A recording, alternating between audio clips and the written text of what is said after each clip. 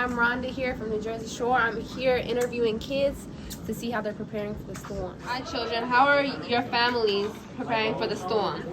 My family is taking it very seriously. We've already packed all of our stuff and we're leaving today, right after school. Nice. I like the sound of that.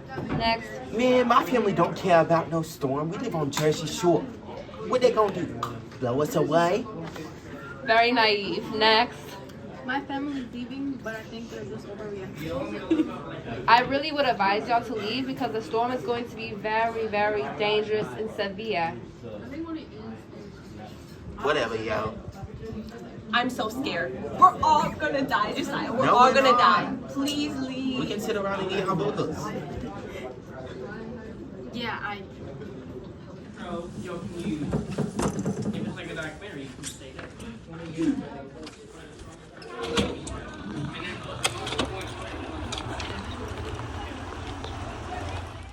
Those stupid girls. What a waste of money that's spent on something that's not even a real vacation.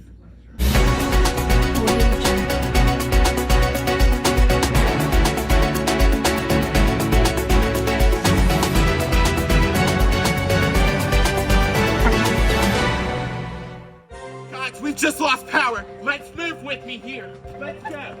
So as you can see, New York, 51 miles of the New York is flooded, okay? 7 million people don't have homes here, all right? As well as the subway tunnels, they're flooded. The subway tunnels are flooded, roads are flooded. This is really bad. Reporting back to Geraldine. Rainfall has also been shown over land in many areas near the Atlantic coast from New Jersey to South Carolina. Water arose over beaches, boardwalks, and bulkheads. It was an onslaught of water. In total, a staggering 51 square miles of New York City flooded, 17% of the city's total landmass. At the peak of the storm, over 7.5 million people did not have power. Now back to Rhonda. It's Rhonda here in New Jersey Shore.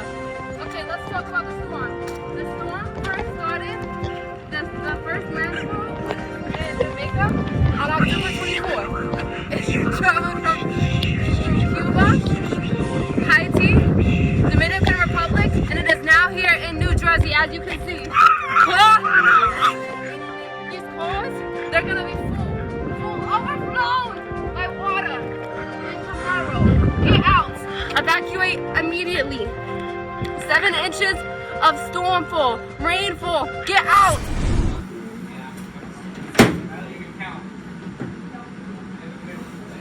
Oh my gosh.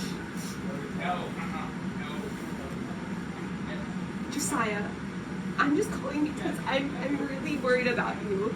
The winds are supposed to come up to be around 115 miles per hour, and I think you need to leave now before it's too late. It's rolling in really fast. Oh no. Taylor, personally right now, I don't like you being in my business. Anyways, my mom says that the floodwaters won't even be that high. And since the earth is flat, this storm is gonna turn away from us. Period. I hope you know, son. I'm doing this for us. I heard you know we're gonna die. We are not gonna die. We're gonna die. My friends are telling me they're gonna die. We're all gonna die. We should have evacuated. We are not. You're a terrible mom. I'm not.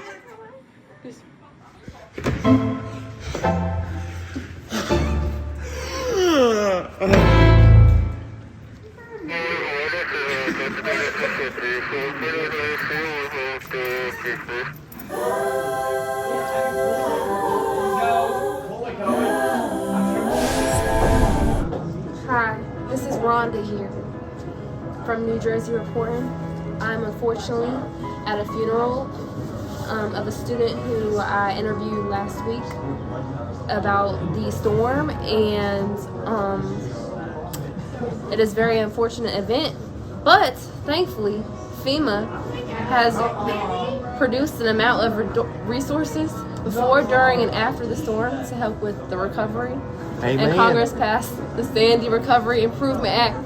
Amen. Rhonda here reporting live from New Jersey Shore.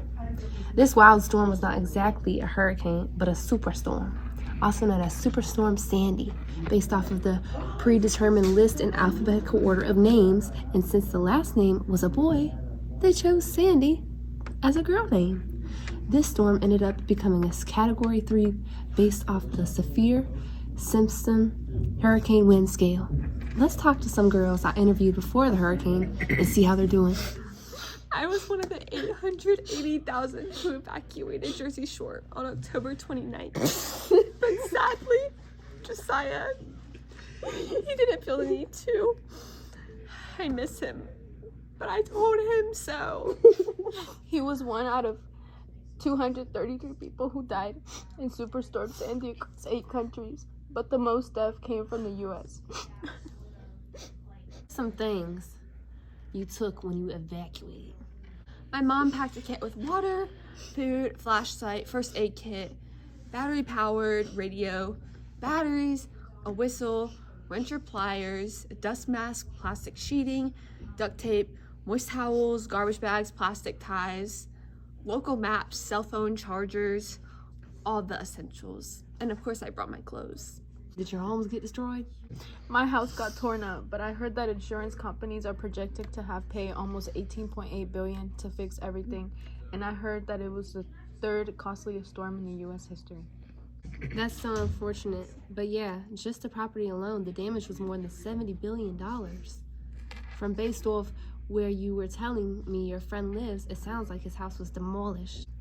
I heard that apparently the waves hit up to be 12 feet tall, which definitely flooded his 2nd floor. The flooding was definitely more damaging than the wind. These are some final facts about New Jersey Shore and Superstorm Sandy. It cost around $1,900 to $3,000 to live in the apartments on New Jersey Shore. On January 28th, the Senate passed the Disaster Relief Appropriations Act, where they spent over $50.6 billion. And it is the 2nd costliest hurricane in the U.S. history after Hurricane Katrina, and it is often called Superstorm Sandy because of its convergence of multiple weather systems.